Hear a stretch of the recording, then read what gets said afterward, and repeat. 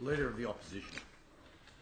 Thank you, Mr Deputy President. I lead on behalf of the New South Wales Labor Opposition, and the New South Wales Labor Opposition also does not support the bill before the House, the Crimes Appeal and Review Amendment Double Jeopardy Bill 2015. This is, of course, an enormously difficult issue, and no doubt in the particular case of the Barraville murders, a gross injustice has been done to 3 families and, of course, the wider community, to say nothing of the wider impact that such matters have on the administration of the system of criminal justice. I think instances such as the Barraville murders really does bring the administration of our criminal justice system into disrepute.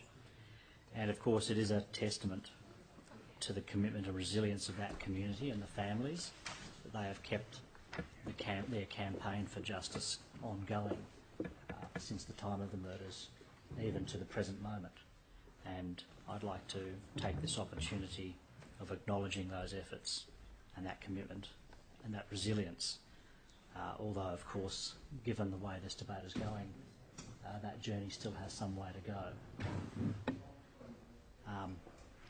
Like the Minister, I'd also like to acknowledge that we meet on the lands of traditional owners, and I'd like to pay my respects to their elders past and present. And I'd also like to recognise the efforts of Detective Inspector Gary Jubelin in this matter. I encountered Detective Inspector Jubelin when he was a witness in a trial that I had carriage of many years ago, and I was favourably impressed by him as an officer of police in New South Wales, and what I have learnt of his role in connection with this matter has deepened that appreciation of Detective Inspector Jubelin as an officer.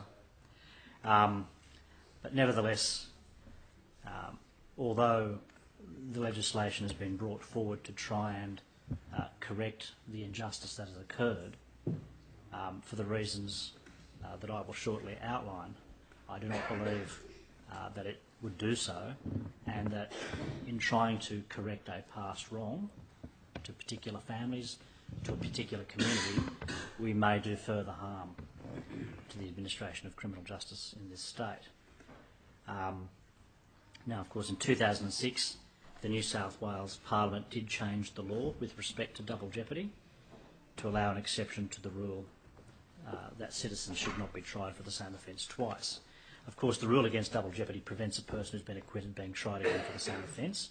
It is one of the key protections in our legal system for individuals. Its rationale is to prevent multiple attempts to convict an individual and also to bring finality to criminal proceedings. It's a statement of the obvious that the state will always have vastly greater resources than any individual in a criminal trial, and so the principle is also one about fairness. Allowing multiple attempts to pursue an individual through a criminal prosecution encourages inadequacies in prosecution, but there is also something unseemly about the power of the state being brought to bear against a citizen for the same offence or for the same fact situation more than once, which is why, in relation to the debate yesterday on those crime cognate bills, the opposition took the view that we thought there was something seriously untoward about serious crime prevention orders being brought on the same fact situation against persons who are in fact acquitted of serious criminal offences. It would be inconsistent with our approach taken yesterday to support this legislation. Now, we know that 2 trials in relation to the Barraville murders resulted in acquittals. It's a matter of record now. I think it's broadly accepted that the police investigation was bungled, was incompetent, and in my view was racist. The consequences for the families and for the wider community, and I think the system of criminal justice, has been appalling. Now, the 2006 change to the law was at the time controversial, and its intention was to allow a retrial following a murder acquittal if there is, quote, fresh and compelling evidence and it's in the interests of justice. And it's quite clear that the intention of the legislature in enacting that provision as an exception to the rule against double jeopardy was that fresh evidence really meant newly acquired or newly discovered evidence. At least that's how as I understand it. Now, the provision of the bill before the House proposes that to redefine that, to say, well, evidence is also fresh if it was merely inadmissible in the proceedings in which a person was acquitted, and a result of a substantive legislative change in the law of evidence since the acquittal, it would now be admissible.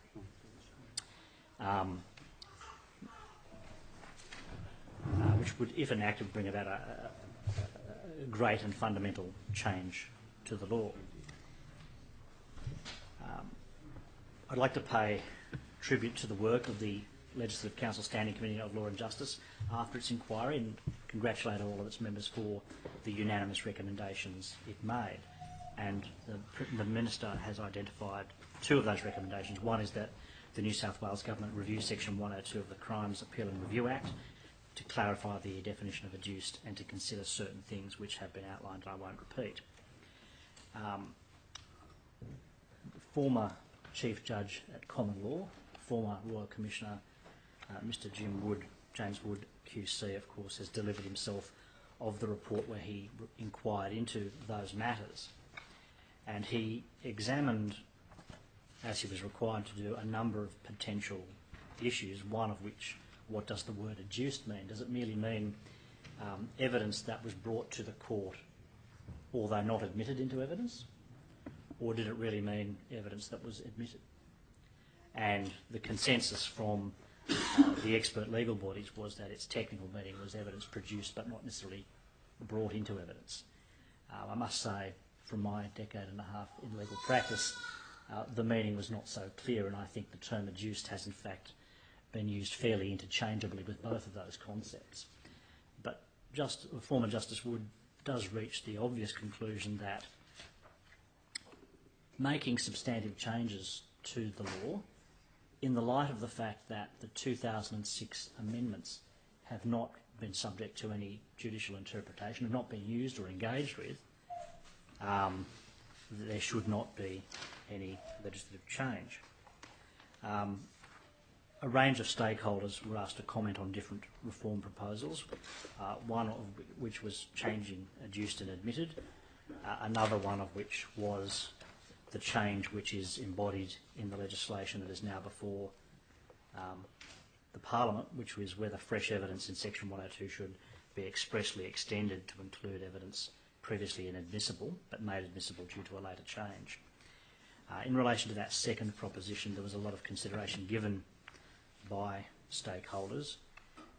The Director of Public Prosecutions, the Law Society, the Bar Association and Legal Aid New South Wales made the point that its effect would not only be in connection with the Bowraville matter, but there would be unintended increases in applications for retrials because it would have a broader impact. There would be a significant departure from the current provision and would provide the foundation to greatly broaden the number of matters that may well be considered. Of significant concern was the fact that previously unadmitted evidence could, if this change was made, could constitute fresh evidence following a change in the law, and that could lead to a wider number of matters. The New South Wales Public Defenders described such a change as being totally unacceptable and a scandalous erosion of a fundamental human right, that is the right to protection against being pursued twice for the same criminal matter. So there was a fair degree of consensus amongst the stakeholders most directly concerned with this area that none of the reform options should be embraced. There was the terms adduced and admitted should not be interchanged. There shouldn't be the extension of the definition of fresh. The West Australian legislation was described as strange, unhelpful and uncertain, and having read it I tend to agree.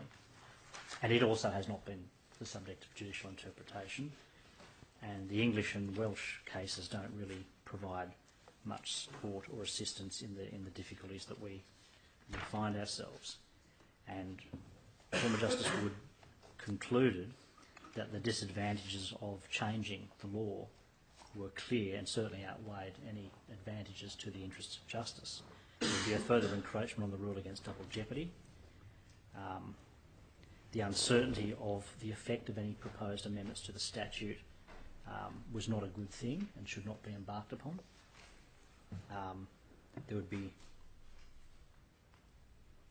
There would also be a departure from the approach across many jurisdictions.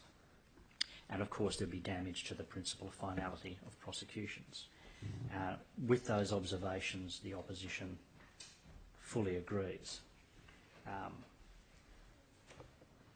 We also think that changing the law in the way sought would involve some retrospectivity in the criminal law by applying laws other than those that were applicable at the time, which is a very significant change in the way in which we ordinarily approach criminal matters, and even proposed changes in the criminal law. The usual rule is that those changes, even procedural ones, are prospective, not retrospective.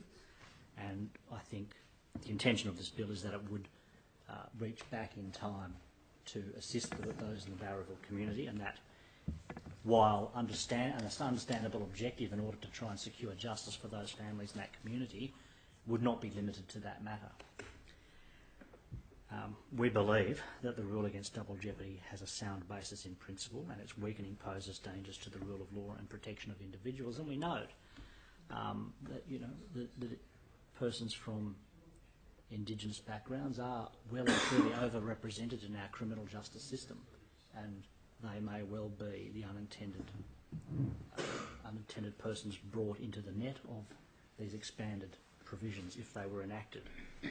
I don't say that by any way critical of the author of this bill. I understand that, like all the members of the Law and Justice Committee, he is trying to right an historic wrong.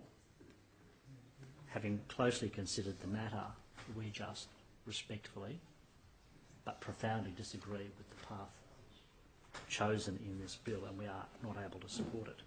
The difficulty is obviously with the original police investigation. We note that the police force are one of only two stakeholders to support changes, and given what they must feel is their embarrassment in this matter, that's understandable. We also think the prospect of this legislative change effectively being used against a particular individual is also troubling. The idea of Parliament legislating with respect to a single matter or a single individual is also a matter that is troubling as a matter of principle. That was one of the reasons why the cable legislation was struck down by the High Court. It is possible this legislation could face the same fate. For all of those reasons, and with the best will in the world, and recognising the goodwill and the good intentions of the author of the bill and those who will support it in this place, we have to, as the government does, as the alternative government, as the opposition, we are forced to take that broader view of the impact of the change on the system, not without mindfulness, not being cognizant of the impact on the individual case, on the families, on the communities. But it is a hard call, and we have to make that call by opposing this legislation. The Honourable Rob